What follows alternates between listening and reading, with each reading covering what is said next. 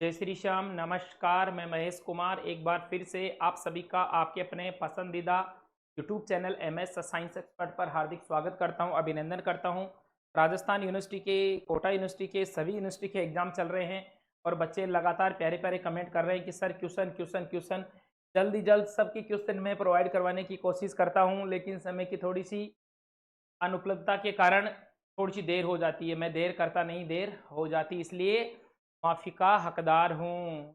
कहूँगा वो ये ना, क्या नाम, राजेश खन्ना साहब की, हमको माफ़ी दे दो Sahib. Rajasthan university BSc fourth semester botany important questions. ठीक है, हम लेकर आए हैं आज की इस क्लास में, बहुत ही महत्वपूर्ण क्लास होने वाली है।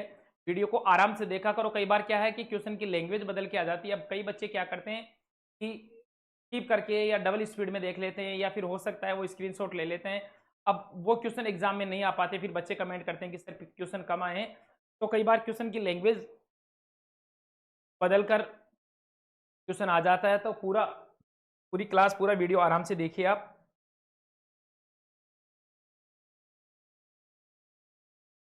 हाँ, Rajasthan university BSc fourth semester, BSc fourth semester plant taxonomy and economic botany, ये पेपर का नाम है। BOT 640-203 पेपर कोड है। और पहली यूनिट लीनियस व बेंथम हुकर के वर्गीकरण। लीनियस का वर्गीकरण, फर्स्ट में लीनियस व बेंथम हुकर के वर्गीकरण में समानताएं। कुल मिला के आपको लीनियस का वर्गीकरण पढ़ के जाना है और बेंथम हुकर का वर्गीकरण पढ़ के जाना है। समानताएं और असमानताएं, जब आप बेंथम हुकर और लीनियस का जो आधुनिक वर्गीकरण है ये अगर आप पढ़कर जाओगे तो आपको या तो इनमें समानताएं पूछ सकता है, असमानताएं पूछ सकता है, या क्वेश्चन ऐसा भी आ सकता है कि लीनियस या बेंथम हुकर के वर्गीकरण को समझाइए। ओके, हर्बेरियम उपकरण क्या है?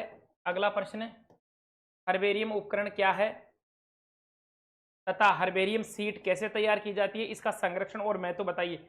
इसका हर्बेरियम सीट का संरक्षण कैसे करते हैं और इसका महत्व क्या है, और हर्बेरियम सीट कैसे तैयार करते हैं, उसका पूरा का पूरा आपको विधि, उसकी प्रोसेस बतानी। टिप्पणी लिखनी है। ICBN international code of botanical nomenclature and APG angiosperm phylogeny group. इसके अलावा BSI botanical survey of India,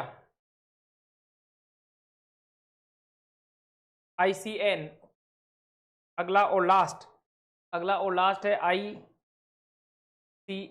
ICN पर आपको टिप्पणी करनी है। ठीक है, संख्या 1 हो गई। यूनिट संख्या 2 में क्या है? संख्या 2 में पहला प्रश्न, निम्न बिंदुओं पर टिप्पणी लिखिए। फ्लोरा व आइकॉन्स, फ्लोरा व आइकॉन्स पर आपको टिप्पणी लिखनी है। उसके बाद में पेलिनोलॉजी पर टिप्पणी करनी है। साइटोटैक्सोनॉमी और केमिटोटैक्सोनॉमी में अंतर बताना है।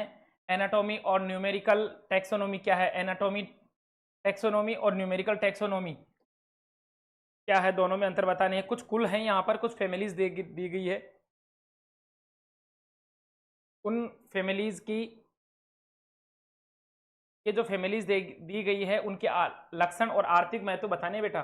जैसे मालवेसी के इकोनॉमिक इंपोर्टेंस और जनरल फीचर बताने हैं, रूबियसी के बताने हैं, एस्टेरिस के बताने हैं, APAC। ये 5 फैमिली हैं जो बहुत ही इंपॉर्टेंट है।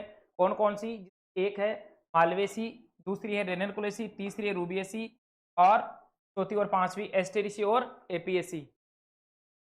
पढ़ते हैं अगली यूनिट की ओर।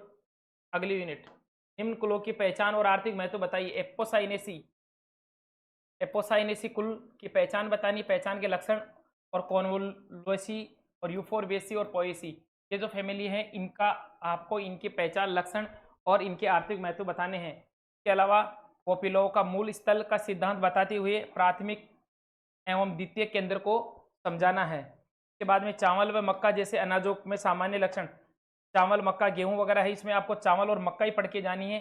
चावल और मक्का जो अनाज हैं उनके सामान्य कैरेक्टर क्या हैं, जलवायु, उनके आर्थिक महत्व सारे पढ़कर जाने हैं आपको। इसके अलावा रागी, मोटे अनाजों में सामा और वारिगा, रागी, सामा और वारिगा जो मिलेट्स हैं के बारे में आपको पढ़कर जाना है। यूनिट संख्या 4। देखो मैं कुछ प्लांट्स के नाम बता रहा हूँ, इनके आर्थिक महत्व बताने हैं आपको। जैसे सरसों, सरसों के आर्थिक महत्व, इनके सामान्य लक्षण, जलवायु, मृदा कैसी चाहिए, किस प्रकार की वनस्पति, किस प्रकार की मृदा में ये ग्रो करती है, ये सारी चीज़ें बतानी है। इसके अलावा हींग, धनिया और जीरा, चाय और कॉफ़ी जो पेय पदार्थ हैं, तुलसी, ये तुलसी हो गई, ईसबगोल हो गई, अश्वगंधा हो गया, इफेड्रा, इफेड्रा कपास, जूट, रबर और गन्ने की प्रोसेसिंग। बेटा इफेड्रा का, इफेड्रा, तुलसी, इफेड्रा, और ये तो मेडिसिनल प्लांट है, ठीक है ना। इनके औषधीय महत्व, इनके कैरेक्टर और औषधीय महत्व आपको देखे जाने। ये रेशे वाले हैं, जूट और कपास रेशे हैं, रबर और ये आर्थिक पादप हैं, गन्ने की प्रोसेसिंग। इसके अलावा सरसों, हींग, धनिया, जीरा, ये जितने भी मैं प्लांट्स के नाम बताया हूँ, आप इन्हीं सभी पौधों के सामान्य लक्षण, इनकी इनकी मृदा किस प्रकार होगी, मतलब किस प्रकार की मृदा में ये ग्रोथ करेंगे। इसके अलावा इनके आर्थिक महत्व क्या हैं, इनसे प्राप्त होने वाले एल्केलॉइड्स या इनसे प्राप्त होने वाले जो उत्पाद हैं उनके बारे में आपको पूरा विस्तार से पढ़कर जाना है। ये हो गई हमारी botany 4th semester Rajasthan university की इंपॉर्टेंट क्लास। अब 6th सेमेस्टर की जूलॉजी की क्लास। एक बात और बताऊं, ये जो पेपर है वो पेपर 6th सेमेस्टर के स्टूडेंट्स के लिए भी है। ये सभी स्टूडेंट जो अभी 6th सेमेस्टर में हैं और उनका बैक पेपर है किसका, 4th सेमेस्टर बॉटनी का, उन सभी के लिए भी इंपॉर्टेंट होने वाला है। ठीक है, मिलते हैं नेक्स्ट क्लास में, तब तक के लिए जय श्री श्याम, राधे कृष्ण।